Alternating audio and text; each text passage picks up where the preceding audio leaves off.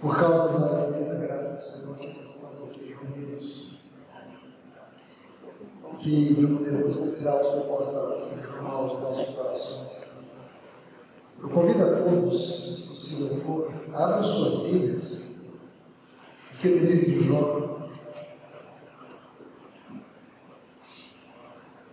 O assunto que nós vamos estudar aqui é meditações no livro de Jó.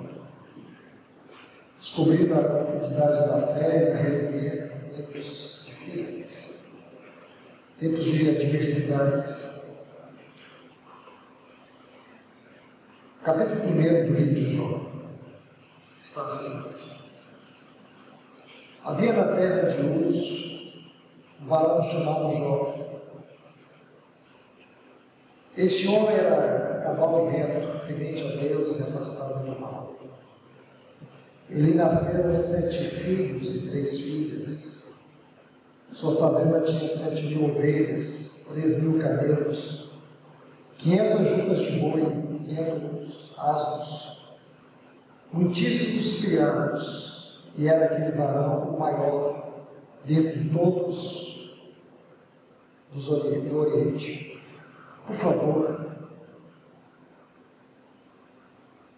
vamos ler agora, a partir do versículo 14, mesmo capítulo 1. Veio o mensageiro a Jó e lhe disse: estão varando teus bois e os asnos, passeam próximo deles, quando romperam os saleiros, os arrebataram, mataram os criados ao fio da espada, somente eu escapei para te dar a notícia. Ainda estava este falando quando veio outro e disse: caiu do céu o fogo de Deus e abrasou as ovelhas e os pastores e os consumiu. Somente eu escapei para te dar a notícia. Ainda falava este, quando veio outro e disse: os caldeus fizeram 3 bandos, arremeteram contra os camelos e os levaram, mataram os criados ao fio da espada. Somente eu escapei para te dar notícia. Enquanto este falava, veio outro e disse: teus filhos e tuas filhas estavam comendo e bebendo vinho na casa do seu irmão primogênito. E o vento forte veio do lado do deserto e açoitou os 4 cantos da casa, a qual caiu os jovens, morreram. Somente eu escapei para te dar notícia. Versículo 20. Então Jó se levantou, rasgou o seu manto, raspou a sua cabeça, prostrou-se em terra em humildade e adoração. E disse: desnudo saí do ventre da minha mãe, e desnudo voltarei para o lar. O Senhor me deu e o Senhor me tirou. Seja bendito o nome do Senhor. Vamos orar. Bendito Deus, querido Pai, é no grande nome do Teu amado Filho Jesus.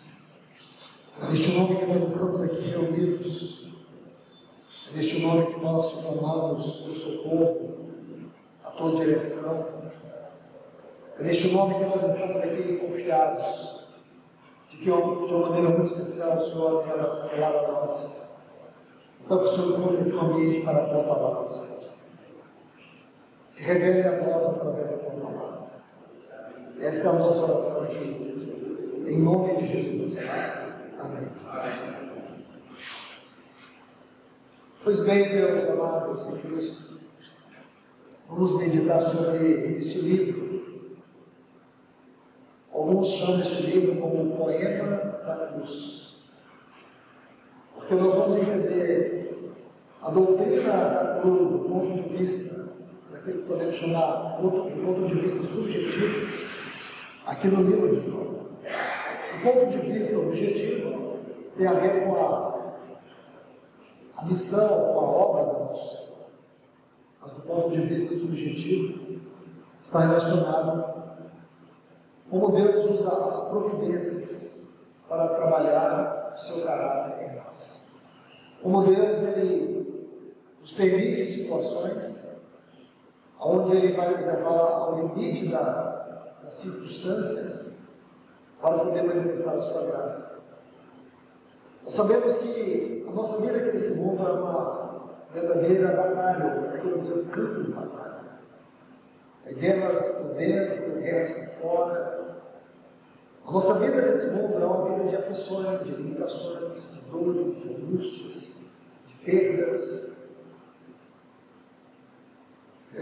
Nós estamos chegando ao final deste ano. Então, quando eu venho relembrar todas as experiências que pude contemplar, as mesas por onde eu pude me assentar e ter comunhão com os irmãos, posso lembrar de muitos sofrimentos, muitas dores que eu ouvi e experimentei junto com alguns irmãos. Por exemplo, eu me lembro que há pouco tempo eu estava num país aqui próximo da América do Sul, Chile, e na casa dos irmãos me hospedaram, estávamos ali numa ceia, e eu percebia na esposa do irmão uma tristeza muito profunda. Chegou um momento que eu perguntei para ela se ela estava bem. Ela disse: meu irmão, desde que eu perdi meu filho, eu não estou bem.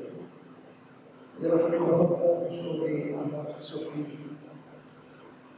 Eu pude ver a dor no coração daquela irmã.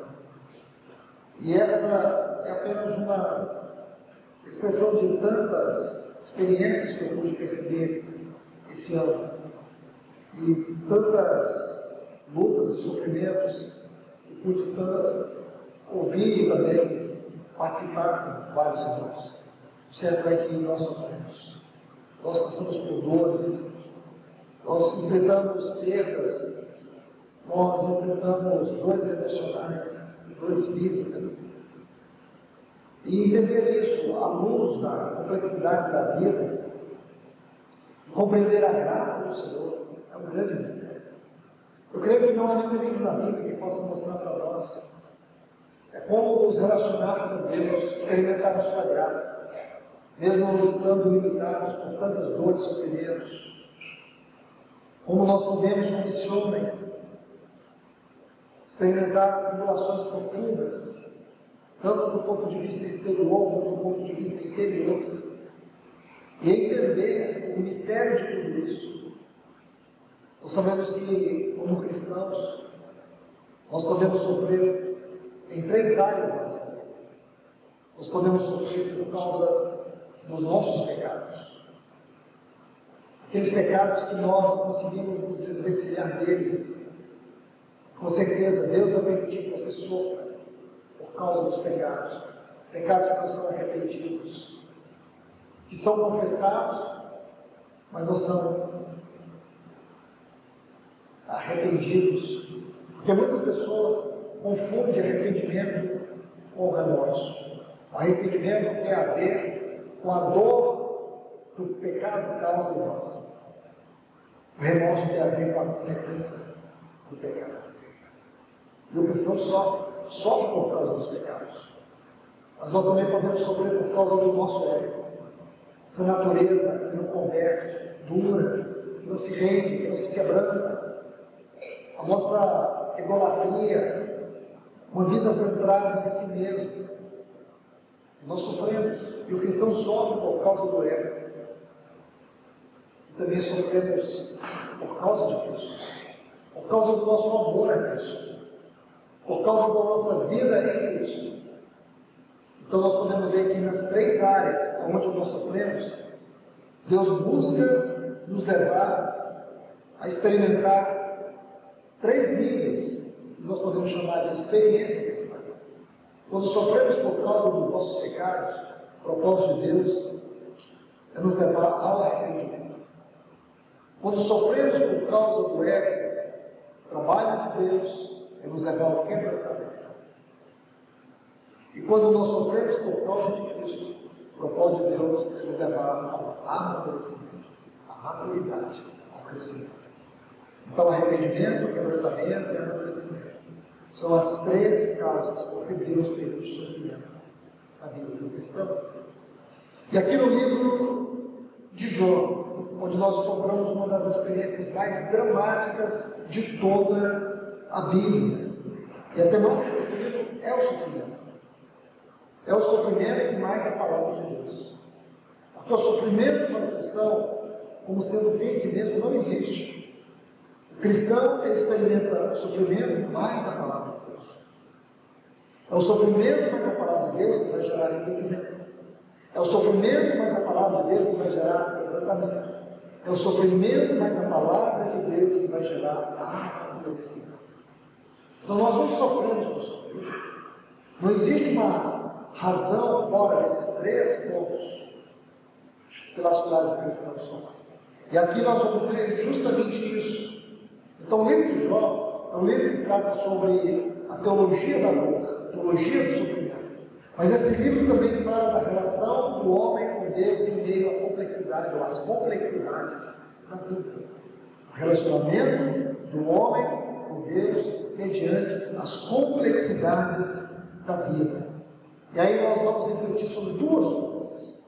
2 coisas. A primeira, como é que temos construído o nosso relacionamento com Deus? Esse é o primeiro ponto. Como é que temos construído nosso relacionamento com Deus? O segundo ponto, com que base nós estabelecemos a nossa comunhão, o nosso encontro com Deus? Então o primeiro ponto é, como é que temos construído o nosso relacionamento com Deus? E com que bases nós nos relacionamos ou nós nos encontramos com Deus? Aqui no livro de Jó, nós encontramos alguns personagens. E é muito importante olhar para eles. Se você não for cuidadoso na sua leitura do livro de Jó, e eu confesso para os irmãos aqui, as irmãs, é que eu pude perceber que ao longo dos anos, a maioria dos cristãos não compreendem a mente de Deus no livro de Jó. Grande parte dos irmãos não entendem essa teologia do sofrimento, da dor no livro de Jó. Então aqui nós vamos ver o caminho da cruz, a cruz da palavra de Deus, trabalhando na vida de Jó. E depois nós temos por outro lado os amigos de Jó. Nós sabemos que Jó tinha 4 amigos, 4 amigos estão registrados aqui.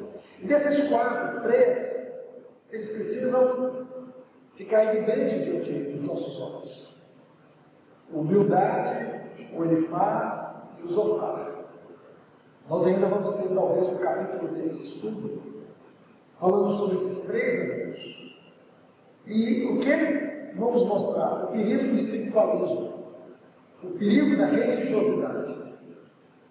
Amados irmãos e irmãs, você vai entender que no ministério de Cristo, os maiores inimigos de Cristo não eram as pessoas que estavam endemoniadas, como o endemoniado gadareno, não eram as prostitutas que ele libertou. As mais duras batalhas que o nosso Senhor enfrentou não foi contra os miseráveis pecadores ou os escravizados por Satanás. As duras batalhas do ministério de Cristo foi no campo religioso, no meio de um povo que dizia entender da sua palavra. Ele mesmo disse: examinais as Escrituras e cuidais temer a vida eterna, mas na minha vocês não querem vir para ter essa vida. Eram estes os que examinavam as Escrituras, aqueles que diziam que conheciam as Escrituras, aqueles que diziam serem os protetores da palavra dos profetas, ou dos salmos e dos profetas, conhecidos como Torá. Esses foram os piores inimigos da obra de Cristo, nos dias que nosso Senhor viveu na terra. Da mesma forma, o pior inimigo que a igreja enfrenta, na sua edificação, na sua construção espiritual, na espiritualidade profunda, são os religiosos. Os religiosos que detêm uma sabedoria secularizada da palavra. Aqueles que compreendem a palavra como letra, mas não como espírito. Nosso Senhor Jesus diz lá em João capítulo 6 que as palavras que ele dizia são espírito e vida. Isso eles não conheciam. E muitos não conhecem hoje. Por isso, quando estamos diante das complexidades da vida, nós nos perdemos. E aqui no livro de Jó, este livro vai desmascarar o espiritualismo, a religiosidade. Este não é um livro que trata do sofrimento pelo sofrimento, mas que dentro da complexidade do sofrimento revela o nosso próprio coração. Este livro de Jó, ele faz uma profunda ressonância na nossa espiritualidade e mede o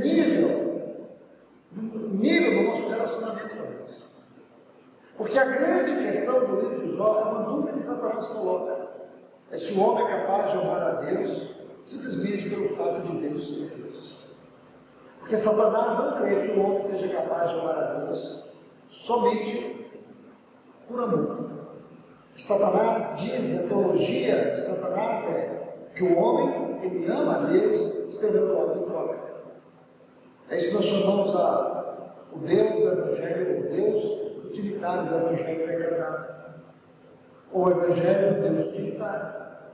Então Deus só é Deus para mim quando Ele me serve. Eu não sou capaz de amá-lo, mesmo que tudo esteja dando errado na minha vida. Isso é espiritualidade profunda. Então, a teologia da prosperidade, não sei quantos irmãos conhecem disso, mas na década de 80, o Brasil ele foi varrido por essa teologia, conhecida como a teologia da prosperidade. Essa teologia, ela destruiu todos os conceitos bíblicos sobre o verdadeiro relacionamento com Deus. E, consequentemente, imprimiu no meio cristão o espírito religioso.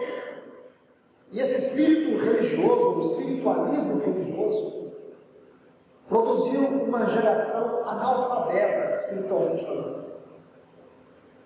onde as pessoas passaram a ter uma visão do aqui e agora, perderam a visão da eternidade, uma visão do evangelho imediato, uma visão de que Deus é como que um gerente de loja, ele só existe para satisfazer os nossos desejos ambiciosos. Onde a vida espiritual, ela tem por base o relacionamento uma troca. E mais ainda, a guerra espiritual, que é um assunto tratado com muita profundidade no livro de Jó, essa guerra espiritual é o verdadeiro dualismo, ou conhecido dentro do campo filosófico teológico, maniqueísmo. O que quer dizer o maniqueísmo? Era a visão de Maniqueu, de que nesse mundo existe uma guerra em curso. É a guerra entre o bem e o mal. É a guerra entre Deus e Satanás. É colocar Deus e Satanás dentro de uma arena, onde eles estão degradando, um lutando contra o outro. Esse tipo de pensamento é muito mais comum do que nós pensamos. Quem aí tem 30 anos de fé deve se lembrar muito dos livros de batalha, de guerra espiritual, que eram popularmente pregados nas nossas comunidades. Havia seminários de guerra espiritual, onde Deus é reduzido ao tamanho de Satanás, colocado numa arena para poder lutar e pelejar, para nos ganhar.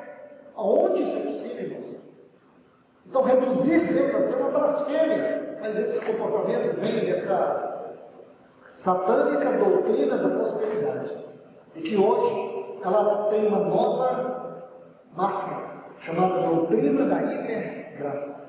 Essa doutrina da hipergraça, ela destrói a obra de Cristo. Se o grande foco da doutrina da prosperidade tinha a ver com o caráter de Cristo, a doutrina da hipergraça, ela fende a obra de Cristo. Então, nós temos que tomar muito cuidado, irmãos. Muito cuidado. Porque os tempos que nós vivemos são tempos complexos. Aqueles que estão debruçados, estudando essa mudança de comportamento. A mudança de comportamento é consequentemente uma mudança de pensamento. Uma mudança de comportamento. Porque a visão mudou, o pensamento mudou. Os cristãos estão perdendo a visão celestial. Os cristãos estão perdendo o padrão celestial. Isso tem produzido apenas o quê? Uma igreja religiosa, uma igreja espiritualista, onde as pessoas falam de oração e não oram, onde a vida devocional é uma pobreza, onde a superficialidade é a grande marca, a grande característica da igreja desse tempo. Não discernir o tempo, não saber a que hora estamos da noite, não compreender a natureza das profecias, não estar envolvido com aquilo que Deus está envolvido e não compreender os movimentos atuais de Deus, é algo muito grave para a igreja. Então nós precisamos deixar que o Espírito Santo nos abra esse livro de Jó, porque é um livro também que trata da batalha espiritual. É a natureza dele. A batalha que está ligada aos nossos afetos. Aos nossos afetos. O problema de Jó não era aquilo que os seus amigos pensavam. Então os amigos de Jó, eles eram espiritualistas, eles eram religiosos. Eles defendiam uma teologia chamada teologia de causa e efeito. Então, você pecou, então você está sendo tratado por Deus. É claro, como eu disse, nós podemos ser tratados por causa do nosso pecado, mas isso não é o único caminho. Deus também, muitas vezes, não é a questão do pecado. A questão da soberania de Deus é algo que nós não temos a capacidade de escrutar em todas as suas dimensões. Então vamos olhar para este livro, com que bases estabelecemos o nosso encontro com Deus. Porque este é o tema que toca a questão da nossa espiritualidade. Como é que temos construído o nosso relacionamento com Deus? É um relacionamento de causa e efeito? É um relacionamento de troca? Ou é um relacionamento onde nós reconhecemos que não merecemos nada? A única coisa que nós sabemos é que merecemos o inferno por justiça. Que não seria nenhuma injustiça de Deus se tivesse nos mandado para o inferno. Porque se tem algo que eu merecia, era o inferno. Deus não teria cometido nenhuma injustiça se Ele tivesse me mandado para o inferno. Mas o que Ele fez? Ele tomou o seu filho, aquele que não conheceu o pecado, mas Ele conheceu as consequências do nosso pecado. Ele não conheceu o pecado, mas Ele conheceu a separação do pecado. Ele conheceu o abandono como consequência do pecado. Ele conheceu o inferno por causa dos nossos pecados. Ele experimentou e passou e entrou na morte por causa dos nossos pecados. Então você vê. Então qual é o nosso direito? Exige o que de Deus? Nós estávamos mortos. Não fomos nós que aceitamos Jesus. Foi Ele que nos salvou, foi Ele que nos encontrou. O perdido era Ele. Não fui eu que o aceitei. O perdido era Ele. Então quando você entende a graça de Deus, quando você entende a misericórdia de Deus, quando você entende o amor de Deus, não é como nós estabelecemos nosso relacionamento, nosso encontro com Deus, achando que merecemos alguma coisa. E outro detalhe muito importante, nós precisamos nos libertar dessa visão errada do tempo. Muitos de nós, possivelmente, não temos o senso da eternidade em nossos corações. Muitos de nós não conhecemos e não experimentamos, não temos uma visão da eternidade. Isso precisa mudar. Porque quando nós não temos a visão da eternidade, tudo que nós procuramos viver é para esse mundo. E a vida cristã diz o contrário. Se você tem uma visão da eternidade, tudo que você procura viver nesse mundo, você tem como visão a eternidade. Então isso muda tudo. Veja o que Paulo diz lá em Romanos, no capítulo 8, os versículos 18 e 19.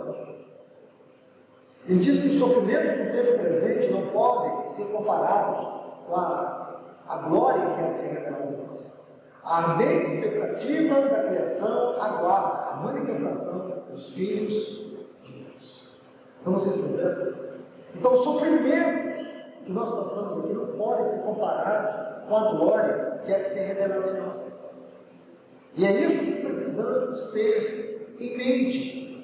Porque se nós não compreendemos que as questões do sofrimento dentro do livro de Jó, é o centro da reflexão para a nossa espiritualidade. E essa reflexão sobre a nossa espiritualidade é a chave para entender o livro de Jó. Amados irmãos, o sofrimento de Jó, ele nos ajuda a entender duas coisas. Então nós vemos aqui, ele perdeu todos os seus bens, ele era o maior do Oriente. O Jó, ele era o homem mais poderoso do Oriente. Então ele perde todos os seus bens, ele perde todos os seus filhos, e depois nós sabemos que ele perde até mesmo a sua saúde. E o pior, a sua esposa manda ele renunciar a Deus. E para agravar ainda, sabe quando você coloca o dedo na ferida e torce? Vieram 4 amigos, esses 3 não puderam ajudar em nada. Eles colocaram no tribunal e começaram a acusar. Então a situação de Jó, ela chegou ao ponto do extremo da dor. E aí, eu quero te mostrar 2 coisas importantes aqui. A primeira é que nesse livro, na experiência de Jó, nós vamos entender qual é o lugar que Deus ocupa nos nossos sofrimentos. Qual é o lugar que Deus ocupa na sua dor. Eu tenho absoluta segurança de dizer aqui para vocês, eu estou diante de uma assembleia de pessoas que sofrem, de pessoas que estão passando em alguma área de suas vidas dor, sofrimento, tristeza, angústia. Quantas pessoas que estão sentadas aqui, nesta noite, e nesses últimos 5 anos, não pensou em suicídio? Quantas pessoas que estão sentadas aqui, nesses últimos 2 anos, não chorou amargamente por causa de uma dor? Quantas pessoas que estão sentadas aqui, e por algum momento, nesses últimos meses, não teve o sentimento de desistir de tudo? Quantas pessoas aqui, que estão sentadas aqui, nesses últimos meses, não teve uma sensação de incredulidade, de achar que Deus não curaria, não ouviria, não responderia às suas orações? Amados irmãos, eu jamais vou pedir para vocês levantar a mão, porque eu acho isso extremamente conveniente. Mas eu sei que muitos dos que estão aqui, nesses últimos anos, se encaixam dentro desse perfil sobre o qual eu estou procurando. Porque nós sofremos sim. Passamos lutas, nós choramos, nós sentimos amargura. Agora, observe bem. O livro de Jó nos faz entender qual é o lugar que Deus colocou nos nossos sofrimentos. Porque se você ler todo esse livro, até o capítulo 38, você não vê Deus aparecendo. Parece que Deus se omite. Parece que Deus se esconde. Parece que Deus se retrai. Então você vai encontrar Jó, a partir do capítulo 13, Jó começa a se debater. Ele vai se debatendo. E quando os seus amigos começam a falar, a acusar, ele vai se debatendo mais ainda, ele vai se defendendo. Jó, ele consegue chegar ao ponto de achar que ele era justo diante dos seus olhos. Então, à medida que a situação com seus amigos vão passando, a situação de Jó no seu interior vai se agravando. Então chega um momento que ele começa até mesmo a proferir palavras inadequadas contra Deus. Ele começa a proferir palavras agressivas contra Deus. E é claro que aqui nenhum de nós deve julgar. Porque você está diante de um homem que perdeu tudo. Um homem que perdeu 3 filhas e 7 filhos. Um homem que perdeu saúde, perdeu tudo, toda a sua história. Tudo se reduziu a cadáveres e a cinzas. Tudo. Então nós não temos aqui, nenhum de nós podemos julgar. Porque eu quero que você olhe o lugar que Deus ocupa em nossas experiências de dor. E segundo, quais são os movimentos de Deus em nossos sofrimentos. Quando eu leio a biografia dos homens de Deus, eu não estou interessado em aprender sobre aonde eles venceram. Eu não estou interessado no alto nível da espiritualidade deles. Essas coisas não me interessam. Eu sei que é justamente isso que as pessoas procuram quando lêem biografia. Então, eu tenho um pensamento inverso. Quando eu leio a biografia desses homens do passado, eu procuro as suas fraquezas, os seus sofrimentos, as suas crises, as suas dores. Porque é aqui que jaz o grande segredo espiritual. Porque quando você estuda Spurgeon, então você vai ver assim, o sensacionalista dizer, o príncipe dos pregadores. Será que ele se achava o príncipe dos pregadores? Será que no túmulo dele estava lá uma coroa, o príncipe dos pregadores? Era assim que a sua congregação o definia? Você sabia que ele morreu com 56 anos, em uma profunda depressão, abandonado pela sua própria congregação, e o seu irmão, que é o seu grande companheiro, o traiu? Ele morreu desprezado pela sua própria congregação. Quando você estuda a história de John Owen, um dos grandes puritanos do passado, foi um estadista, respeitadíssimo pela corte inglesa. Seus livros, seus escritos, talvez em grau de profundidade, é algo sobrenatural. Mas você sabia que ele tinha 11 filhos, ele enterrou seus 11 filhos, inclusive sua esposa. Então, nossa visão de sucesso é uma visão errada. Porque Deus não quer produzir em nós homens e mulheres de sucesso. Isso é fruto da teologia da prosperidade. Deus quer produzir em nós homens e mulheres quebrantados. O segredo da vida cristã é sermos quebrantados e não pessoas de sucesso. Essa ideia de megalomania no meio do povo de Deus, ela é satânica. Isso chama-se a teologia da síndrome de Lúcifer. É uma visão deformada, espiritualista, degradada, que é muito popular no nosso meio, no meio cristão. Isso não é de Deus. É Lúcifer, aquele que procurou usurpar o lugar do Filho na glória. E se manifestou quando houve a construção da Torre de Babel. É o mesmo Espírito que percorreu a história da humanidade e se implementou no meio do povo de Deus. E hoje, digo para vocês, é o que existe de mais popular no meio cristão. Essa megalomania religiosa, essa megalomania espiritual, essa autoexaltação. Porque uma das coisas que a nossa geração cristã perdeu foi o temor a Deus. Essa palavra foi arrancada do alto do dicionário. E o que foi colocado no lugar dela é a autossuficiência. E isso é muito perigoso, irmãos. Porque hoje, as estatísticas dizem o seguinte, e elas não mentem. O número de divórcios no meio cristão, que antes estava muito abaixo dos não cristãos, hoje está na mesma proporção. E o pior, por causa da fé e por causa do medo de Deus, não vou falar temor, porque temor gera transformação. E o medo, ele produz em nós uma reclusão, é esconder. Então, é uma diferença muito grande entre temor e medo, e seus resultados. O temor transforma, o medo deforma.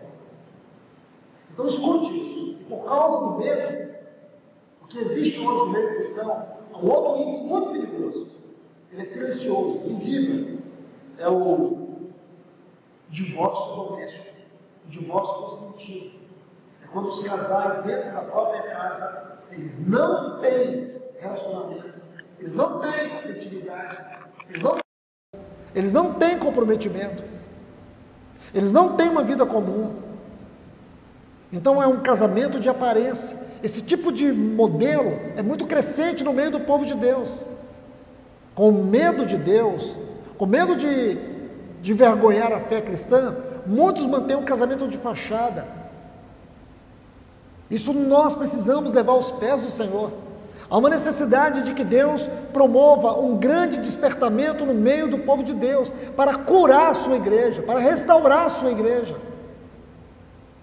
Porque se nos livros de Esdras e Neemias, o último movimento de Deus ao final de uma dispensação foi restaurar o seu povo, e nós estamos ao final de uma dispensação, escute isso, não sou eu que estou inventando isso, Se você conhece o mínimo de teologia cristã, você sabe o que é uma dispensação.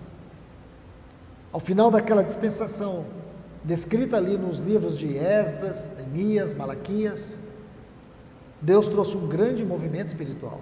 E o movimento espiritual era o movimento de restaurar a sua casa, restaurar o relacionamento do seu povo, primeiro com Deus e depois entre si, restaurar a responsabilidade espiritual. Isso é muito importante, porque depois dessa geração, ali de Esdras e Neemias, o que nós temos? A geração seguinte é uma geração de piedosos, e aquela geração de piedosos foi a geração que recebeu Cristo, a vinda de Cristo. A vinda de Cristo foi para um pequeno grupo de piedosos, que era um resultado do último movimento de Deus ao final da dispensação passada. Porque com Esdras e Neemias encerra-se uma dispensação, e agora começa a dispensação no Novo Testamento, com um pequeno remanescente. Você vai encontrar isso lá em Lucas capítulo 2. Então, meus irmãos, isso não está ali de maneira aleatória. É uma inspiração divina para nos ensinar que nós estamos no final de uma dispensação. E o último mover de Deus, ao final de uma dispensação, é restaurar o seu testemunho no meio do seu povo. É restaurar o seu povo. É restaurar a sua casa. E quando eu falo de restaurar a casa de Deus, não é restaurar isso aqui. É restaurar a casa de Deus a partir da minha casa, a partir da minha vida, a partir dos meus relacionamentos familiares.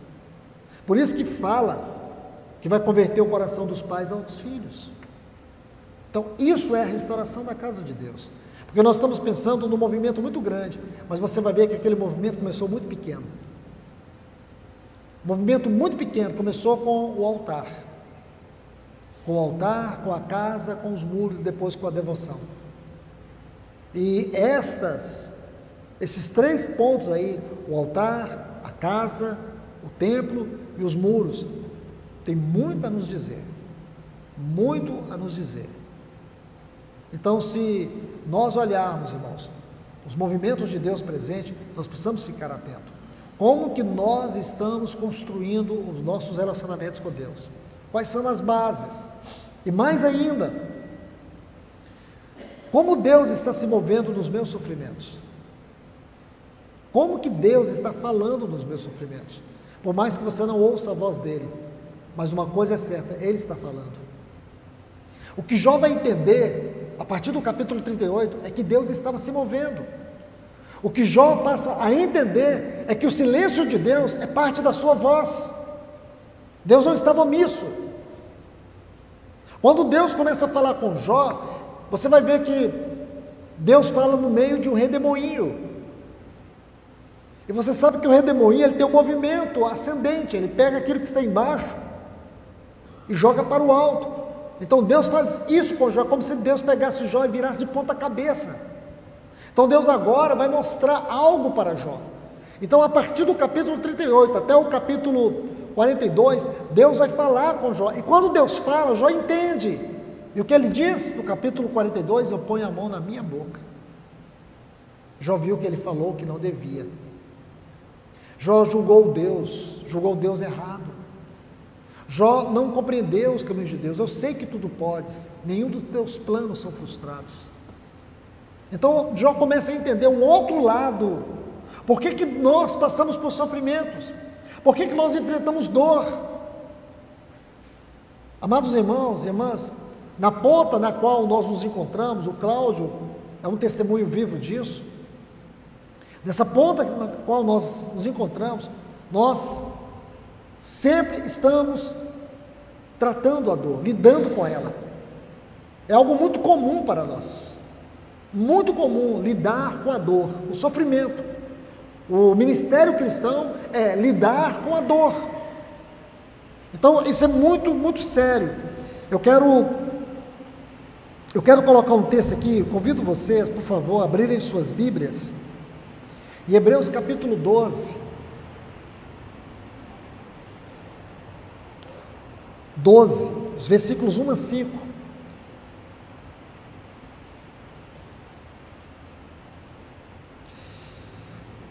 Eu vou tentar aproximar esse texto o máximo possível do seu original, para vocês verem a força das palavras aqui. Está assim: considerai, pois, aquele que, versículo 3, vamos começar no versículo 3 aqui, vamos dar uma adiantada. Considerai, pois, atentamente, deixa eu ver minha versão aqui, minha versão é a tradução brasileira. Essa é uma versão que ela é muito próxima, aliás, não é a tradução brasileira, é o texto que está aqui. Essa é a Reina Valera, é uma das versões bem próximas do texto original. Então vamos lá, versículo 3. Considerai, pois, atentamente aquele que suportou tamanha oposição dos pecadores contra si mesmo, para que não vos fatigueis desmaiado em vossa alma. Aqui ele está dizendo, quando se sentirem cansados da jornada espiritual, lembre-se do nosso Senhor Jesus, de todas as hostilidades que ele sofreu. É isso que está parafraseando aqui o versículo 3. Aí diz: ora, na vossa luta contra o pecado, ainda não tens resistido até o sangue. Olha o que ele diz: visto que ainda não tens resistido até o derramar de sangue, combatendo contra o pecado. E já tendes esquecido a exortação que, como a filhos, convosco, argumenta dizendo, vou ler numa versão, acho que mais comum que tem aqui, está assim: estáis esquecidos da exortação que, como a filhos, discorre convosco, filho meu, não menospreze a correção que vem do Senhor, nem desmaies quando por ele é reprovada. A palavra reprovada aqui, ela não existe no texto original, é repreendido. Quando por ele é repreendido. Essa expressãozinha aqui, ó, menosprezes, aqui no versículo 5, não menospreze a correção que vem do Senhor. Menospreze aqui é, não dê as costas, não dê as costas, não desconsidere, não faça pouco caso à correção que vem do Senhor. Porque muitas vezes Deus está nos corrigindo, Deus está tratando com o nosso pecado, ou com o nosso ego, ou então Deus está tratando com a nossa imaturidade. Aí ele diz, correção, não menosprezeis a correção. A palavra aqui é paideia, é treinamento, é educação, é formação de caráter. Então o que ele está dizendo? Que Deus está nos repreendendo, Deus está nos conduzindo por circunstâncias de sofrimento. Por quê? Porque Ele está formando o nosso caráter. Nós nascemos com um caráter corrompido, nós nascemos como filhos da ira, nosso caráter é corrompido. Não adianta você dizer, mas fulano é um bom caráter, ele é filho de Adão. Bom caráter, ele é um filho da ira. Nós precisamos compreender que vida cristã é vida de transformação, e a transformação não é um fim, ainda existem 2 pontos para serem alcançados. A transformação, ela é o segundo passo. O primeiro passo é conversão. Primeiro temos a conversão, mas você não pode parar na conversão, porque se você para na conversão, sabe o que você se torna? Religioso. Se você para na conversão, você torna um espiritualista. Você começa a ser levado por toda sorte de ventos de doutrina que induz os homens ao erro. Isso está lá em Efésios capítulo 4. Só você pegar ali o versículo 13. Então escute, depois da conversão, você entra pelo processo de transformação. Essa transformação começa com transformação de caráter. Mas a transformação não pode ser um fim em si mesmo. Porque se eu paro na transformação, eu não tenho avanço, eu não tenho um viver ascensional, aí eu incorro no risco de me tornar um espiritualista. Eu me julgo melhor do que as pessoas, e a minha teologia é, eu não faço aquilo outro, mas fulano faz. Você começa a se comparar, você acha que você é melhor, você acha que você tem uma experiência maior. Isso produz espiritualismo. Espiritualismo não é espiritualidade. O propósito da transformação é nos levar a uma conformação. Gálatas 4,19, filhinhos, Paulo dizendo, porque de novo sofro dores de parto até Cristo ser formado em vós. Então Cristo tem que ser formado em nós. Esse é o ponto. Mas termina na conformação? Não termina. Porque depois da conformação tem a glorificação, onde nós vamos participar da sua glória. E na sua glória nós teremos um corpo incorruptível e imortal. Nós seremos revestidos da imortalidade e da incorruptibilidade. Isso vai acontecer na vinda do nosso Senhor Jesus. Então você está vendo todo o processo da vida cristã? Todo o processo da vida cristã. O que o mundo diz sobre o homem? O mundo diz assim, os ateus e quase toda a ciência secularizada, que o homem veio de um macaco, não é? Que o homem veio de macaco. Imagine, ele veio do macaco para se tornar o quê? Um cadáver, e a vida acabou. Aí depois, irmãos, pelo amor de Deus, olha o que é a vida cristã. A vida cristã começa muito pior, porque se o conceito natural diz que o homem veio do macaco, o conceito espiritual é pior. Diz que nós viemos como filhos da ira. Filhos da ira. Então, nesse ponto, a teologia é mais trágica, é mais dramática, é muito pior do que um conceito natural. Mas qual é o fim? É aquilo que Paulo diz assim, lá em Efésios capítulo 2, e vos vivificou, estando vós mortos nos vossos delitos e pecados, os quais andavam outrora, segundo o curso deste mundo, segundo o príncipe da potestade do ar, que atua dos filhos da desobediência, e éramos por natureza filhos da ira. É assim que começa Efésios 2. Mas como termina Efésios 2? Edificado sobre o fundamento dos apóstolos e profetas, sendo Cristo Jesus a pedra angular, na qual todo edifício, ele cresce para ser um santuário dedicado ao Senhor. Assim também sois vós no Espírito. Como que termina? Aqueles que eram os filhos da ira, eles vão se tornar um santuário dedicado ao Senhor. Essa é a teologia.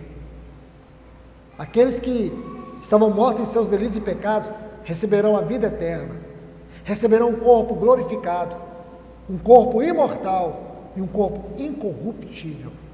E tudo isso não foi alcançado na glória, foi alcançado na cruz. Então você começa a ver, isso é vida cristã, isso é maturidade. Então vamos lá, ele diz, não menosprezes a correção, aí ele prossegue, que vem do Senhor, nem desmaies, desmaie aqui não fique enfraquecido, não desanime, não perca a esperança. Você pode estar sofrendo, o Senhor está te disciplinando, o Senhor está tratando com você, não perca a esperança, não desanime. Aí o versículo 6 diz, porque o Senhor corrige, a palavra aqui é paideia, ele está educando, ele está formando caráter a quem ele ama, e diz que ele açoita a todo filho que recebe. Aí diz, versículo 7, é para a disciplina, é para a formação, a palavra novamente, paideia, é para formar o seu caráter. O que é formar o nosso caráter? Ter a mente de Cristo. Você pensa que formar o seu caráter é você ser um bom pagador? É você ser honesto com as suas coisas? Os ímpios fazem isso. É muito mais do que você ser correto, você ser honesto, ser justo, é você ter a mente de Cristo. Aí ele diz, é para a formação do caráter que perseverais, Deus os trata como filhos, pois que filho há que o pai não corrija, que o pai, novamente, paideia, que filho há que o pai não transforme o seu caráter. Versículo 10, aí ele está falando dos pais antigos, pois os nossos pais antigos nos corrigiam por pouco tempo, segundo melhor lhe parecia. Deus, porém, olhe bem, por que você sofre? Por que Deus permite o sofrimento? Por que Deus usa o sofrimento como uma vara de correção? Aí ele vai dizer, para aproveitamento, a fim de sermos participantes da sua santidade. Da sua santidade. Toda disciplina com efeito no momento não parece ser motivo de alegria, mas de tristeza. Aí diz: ao depois, entretanto, produz fruto pacífico aos que têm sido por ela exercitados, fruto de justiça. Então aqui nós vemos, irmãos, essa primeira parte, tão importante para nós entendermos o livro de Jó, porque esse livro é um testemunho, da dignidade do sofrimento nas mãos de Deus, a dignidade do sofrimento debaixo do cajado de Deus. Você se lembra do Salmo 23? Quando diz assim: o Senhor é o meu pastor e nada me faltará. Essa é uma tradução reduzida do texto original, que não está assim. O correto no hebraico é: o Senhor é o meu pastor, vírgula, Ele não me faltará. É Ele que me faz deitar em pastos verdejantes. É Ele que me guia às águas tranquilas. Mas Ele vai falar assim: a tua vara e o teu cajado. Então, nas mãos de Deus tem uma vara. A vara é para disciplinar e o cajado é para proteger. Então Deus nos disciplina, mas Ele protege. Deus disciplina, mas Ele corrige. E corrige com amor. Deus disciplina formando caráter, mas Ele corrige tirando tudo aquilo que não convém ao trabalho da obra da cruz na nossa vida. Aquilo que impede que Cristo seja formado em nós. Quando você pensar em galardão na era vindoura, não pense em nenhuma outra coisa que esteja longe da face de Cristo. Porque qualquer coisa que possamos herdar, em termos de glórias, na eternidade vindoura, tudo isso vai empalidecer diante do privilégio de contemplarmos a face de Cristo. Então, quando você, diante de uma situação de sofrimento e de dor, não estiver entendendo o que está acontecendo, não faça perguntas. Não é fazendo perguntas, é descansando. E você sabe qual é o sintoma mais evidente da fé? É quando você encontra descanso. Descanso é uma definição de fé. O que é o descanso? Lá em Marcos capítulo 4, tem uma lição que eu chamo a lição da tempestade. Jesus, ele diz assim para os discípulos, no versículo 35, passemos para o outro lado. Lembra disso? Aí o que aconteceu? Antes de falar o que aconteceu, eu quero te mostrar um outro texto. Marcos capítulo 5. Marcos capítulo 5. Vai dizer que eles chegaram do outro lado. Vamos abrir a Bíblia lá.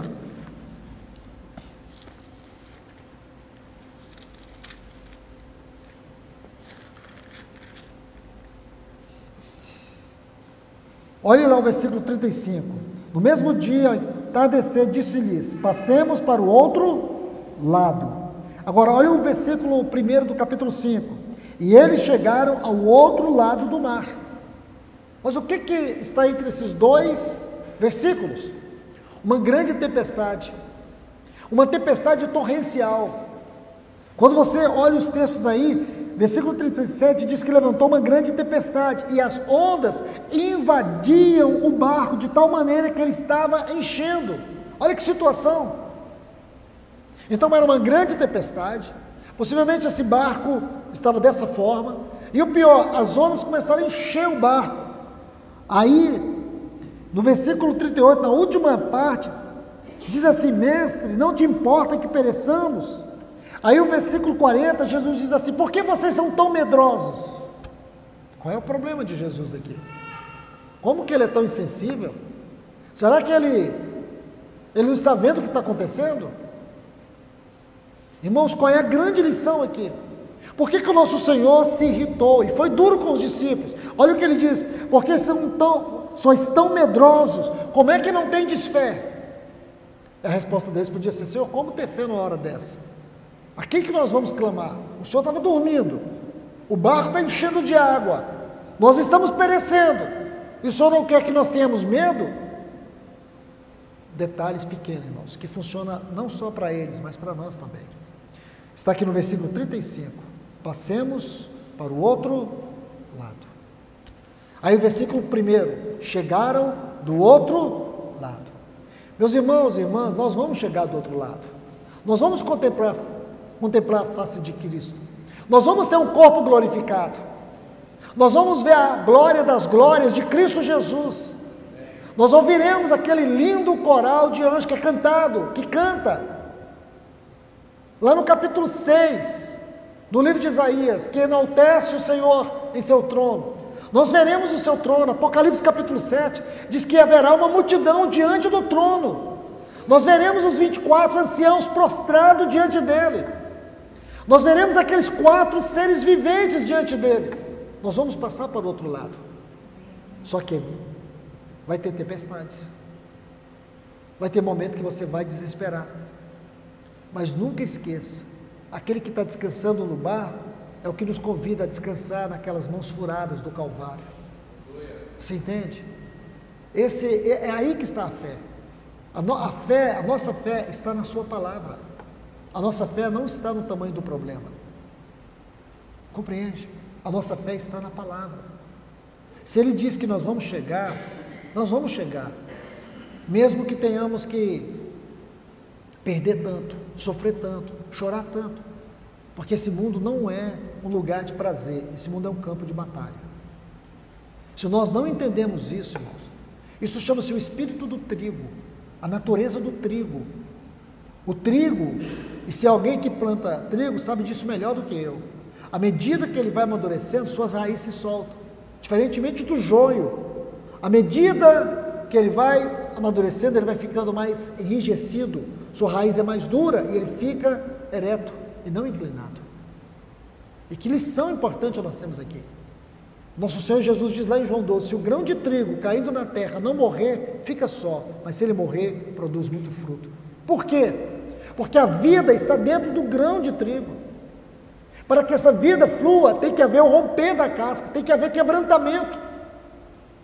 Se nós não entendermos isso, se nós não compreendermos a necessidade do quebrantamento, e se tem algo que nos quebranta, é sofrimento, é dor, é lutas. Nós não vivemos o evangelho do triunfalismo, nós vivemos o evangelho baseado na vitória de Cristo, mesmo que nós temos que perder tudo. Eu não estou preparado para perder tudo, e creio que nem vocês, mas se o Senhor exigir de mim que eu perca tudo, se o Senhor exigir, e aí, irmãos, o que nós vamos fazer? Nós vamos criar alternativas no evangelho para poder o quê? Justificar a nós e acusar Deus, como foi a teologia de Jó. Jó não conhecia Deus, ele achava que conhecia Deus, ele não conhecia. Quando você estuda o livro de Jó, a grande decepção que você vai ter é com o próprio Jó, não é com seus amigos, é com a teologia dele, porque o Jó, ele cria que ele era uma pessoa justa aos seus próprios olhos, ele cria na sua justiça e não na justiça de Deus. Jó tinha afirmações lindas, porque a sua mente variava, havia momentos em que ele colocava Deus no tribunal e ele julgava Deus, mas havia momentos de lucidez, que uma luz brilhava na mente dele, e ele dizia, eu sei que o meu Redentor vive, e ele vai se levantar. Então, em meio a toda essa complexidade da dor, você vê um homem se debatendo, mas quando a palavra de Deus, e esse é o ponto, irmãos, é quando a palavra de Deus, ela vem no nosso coração. E aqui, eu gostaria de colocar 6 pontos, e já estou caminhando para o final. O Jó, o nome dele, tanto em grego como em hebraico significa odiado, mas a tradução, essa transliteração do hebraico para o grego, fala de um clamor de aflito, clamor de um aflito, ou um clamor de aflição. Mas eu gostaria de colocar 6 pontos aqui para reflexão. Primeiro, nós sabemos que há um inimigo que nós não podemos ver, mas ele é real. Isso está lá em Efésios, capítulo 6, a partir do versículo 10. Quanto ao mais, irmãos, sede fortalecidos no Senhor e da força do seu poder, revestivos de toda a armadura de Deus para que possais resistir no dia mau. Aí depois ele vai dizer no versículo 12, porque não temos que lutar contra carne e sangue, mas contra principados, potestades, dominadores e hostes espirituais da maldade. Então, a primeira coisa que nós vemos aqui, há um inimigo, ele é invisível, mas ele é real. Segundo ponto que eu quero que vocês reflitam, suportamos provações que não merecemos, porém são permitidas. Suportamos provações imerecidas, porém são permitidas. Deus permite. Você vai dizer, mas eu não mereço. Eu estava com uma irmã, ela perdeu a sua mãe, filha única, sua mãe com 58 anos, faleceu. Então eu estava viajando e quando eu cheguei eu levei essa irmã com a sua filhinha para a minha casa. E aí nós fomos dar uma volta, sentamos no parque. Então ela me disse assim, Luiz, por que minha mãe? Minha mãe era a melhor mãe do mundo. Era a melhor mãe do mundo. Os irmãos dela, as irmãs, tudo perdida, não querem nada com o Senhor. Ela era a única luz da nossa família. Era a única que orava, era a única que se importava. Quando ela morreu, as enfermeiras foram lá chorar comigo. Os médicos estavam profundamente abatidos, porque durante todos esses anos de internação, ela orava por todos eles, ela sabia o nome da esposa e dos filhos, dos esposos e das filhas, de todas as enfermeiras, de todos os médicos que cuidaram dela. Era uma luz. Por que minha mãe? Eu disse para ela que eu também não sabia, mas eu fiz uma outra pergunta: por que Cristo? Por que o Filho de Deus também morreu por nós? Quem perdeu mais? Quem ganhou? O que foi para Deus entregar o Filho dele por uma pessoa como eu e você? Eu falei, eu não tenho resposta, e não vou ficar aqui tentando te explicar, mas uma coisa é certa: a nossa visão curta do tempo e a nossa falta de compreensão sobre a eternidade é que nos leva a fazer essa pergunta. Aí eu disse para ela assim, se fosse dada para a sua mãe a oportunidade de voltar, você acha que ela queria voltar por causa de você, da sua filha? Ela disse não. Então você não tem que fazer perguntas, não é por quê, é para quê. Para quê? Bem-aventurados são aqueles que já estão no seio de Abraão com Cristo Jesus. Difícil é para nós. Eu tive uma experiência há pouco tempo com duas irmãs em nossa comunidade. Uma, durante 4 anos, tratou um câncer, estava em estado terminal, e a outra descobriu um câncer muito agressivo, mas ela foi curada, os médicos encontraram um caminho. Então ela me disse assim, Luiz, eu gostaria de dar um testemunho para toda a congregação, de gratidão, de louvor a Deus, por tudo que Ele fez na minha vida, e vocês me concedem a oportunidade? Eu disse, claro, mas eu gostaria de te dar uma palavra. Você vê isso como privilégio? Você acha que você foi privilegiada porque o Senhor te curou? Ela falou assim, claro. Você está enganada. Privilégio é daquela irmã que está à beira da morte, que vai poder contemplar a face do Senhor. Duro é você que foi curada e vai ter que ficar aqui nesse mundo de horror, de dificuldade, e você tem a obrigação de dar um testemunho do Senhor para as pessoas. Lá na comunidade não faz diferença falar isso, porque ninguém vai entender, e muito menos aquela irmã que está lá pensando, por que Deus curou ela e não curou a mim? Existe uma arrogância, uma soberba escondida, até mesmo na nossa falsa espiritualidade, não é verdade? A questão é que a gente não gosta da verdade, irmãos, a gente gosta da dissimulação. Aí essa irmã, na hora, uma luz acendeu, e ela falou assim, infelicidade é a minha, de não poder ver o Senhor. Então nós temos que entender, ou nós somos cristãos de verdade, irmãos, ou na verdade não passamos daqueles amigos de Jó, somos espiritualistas religiosos. Então há algo aqui que nós precisamos entender: suportamos provações que são imerecidas, porém são permitidas, e Deus sabe por quê. Deus sabe por que em você está doendo mais do que no outro. Deus sabe, porque Ele tira algo de nós. Deus sabe. Um terceiro ponto para a nossa reflexão é que nunca poderemos explicar o mistério da insondável vontade de Deus, a sua soberania. Quem somos nós para poder questionar Deus sobre a sua vontade. Por que Deus me tirou isso? Por que eu não tenho isso? Por que eu nasci assim? Por que eu sou assim? Por que eu estou nesse casamento? Por que meus filhos fazem isso? Por que o meu cônjuge é tão difícil? Por que eu tenho essa doença? Por que na minha casa ninguém sofre tanto quanto eu? Meu irmão, minha irmã, não tem explicação. Não tem. Você vai no psicólogo, ele vai te explicar. Ele vai te medicar. O psiquiatra vai te medicar. As pessoas vão te dar uma explicação.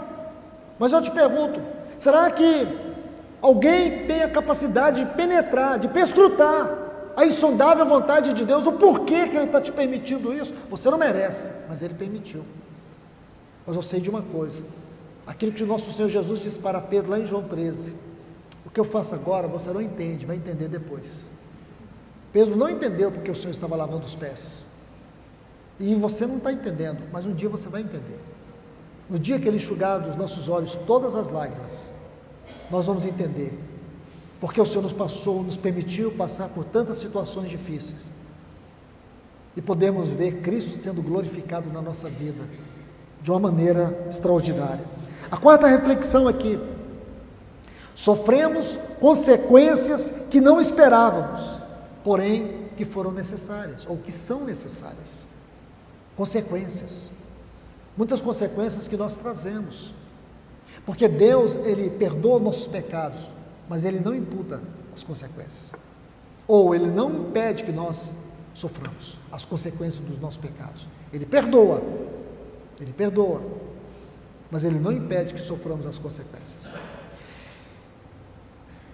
A quinta, há um plano divino que nós não compreendemos, porém é o melhor de Deus para nós. Então a gente ouve muito esse chavão da doutrina da prosperidade, né? Deus tem o melhor para você, não é verdade? Deus tem o melhor para você. Muitas vezes o melhor de Deus para nós é nos esmagar, porque Ele não poupou o seu próprio filho. Muitas vezes o melhor de Deus para nós é nos levar para um caminho profundo de cruz. Muitas vezes o melhor de Deus para você é te quebrantar, é tornar você um homem quebrantado, uma mulher quebrantada. E por último, a maior tragédia da nossa falsa espiritualidade é ter uma visão restrita do tempo. Tempo é uma partícula que compõe a eternidade. E essa visão restrita do tempo, todos nós nascemos para uma geração. Todos nós nascemos para uma geração. E as gerações passam. Mas o que fica? Qual foi o trabalho que Deus alcançou na minha vida? Porque você não vai encontrar alguém 100% satisfeito em tudo. Não existe, essa pessoa não nasceu ainda. Você não vai encontrar uma pessoa 100% satisfeita em tudo. Escute isso, você não encontra uma pessoa 100% satisfeita em tudo. Porque é isso que Jesus disse: no mundo tereis aflições, mas tem de bom ânimo. Sabe o que traduz, ou o verbo que traduz essa frase, bom ânimo, é um verbo só, é coragem. Ter coragem. Então nós temos que encorajar os irmãos a enfrentar as suas dificuldades, mas olhando para o Senhor, confiando no Senhor. Você não vai ter todas as respostas, mas você vai ter que descansar. Você vai ter que confiar naquelas mãos furadas, que tem um cajado e uma vara, e que Ele está fazendo o melhor. Por mais que você não entenda, você está vendo o pior, mas quando você descansa, mesmo que as suas orações não são respondidas, mesmo que o choro dure a noite e você não veja alegria pela manhã, você continue crendo, confiando que o Senhor é soberano, a sua vontade é soberana, e Ele tem o melhor para nós. E o melhor de Deus para nós não é o sucesso nesse mundo, o melhor de Deus para nós é formar Cristo em nossa vida. Que Deus os abençoe. Vamos orar. Pai, em nome de Jesus, Pai, nós confiamos na Tua misericórdia, nós confiamos no Teu amor, nós confiamos na Tua benignidade, Senhor. Peço, Senhor, que a Tua palavra venha verdadeiramente nos transpassar nesta noite, venha trazer refrigério para muitos que estão aqui, Senhor. Muitos que têm estado aqui, ou que estão aqui esmagados pela dor, pelo sofrimento, por muitas vezes não compreender os misteriosos caminhos do Senhor. Muitos que estão com a sua fé enfraquecida, com a sua visão completamente embaçada. Que esta palavra seja como um colírio nos seus olhos. Que essa palavra seja como o cajado do pastor que conduz as águas tranquilas, que prepara uma mesa diante dos nossos adversários. Ó Senhor, Tu és aquele que pode preparar para nós uma mesa no deserto. Então, Senhor, vem nos saciar da Tua palavra, nos faça entender as circunstâncias, as provisões, as providências do Senhor na nossa vida, e que tudo que o Senhor está fazendo é para que o Teu Filho seja glorificado em cada um de nós. Vem nos abençoar com a Tua palavra nessa noite, em nome de Jesus, amém.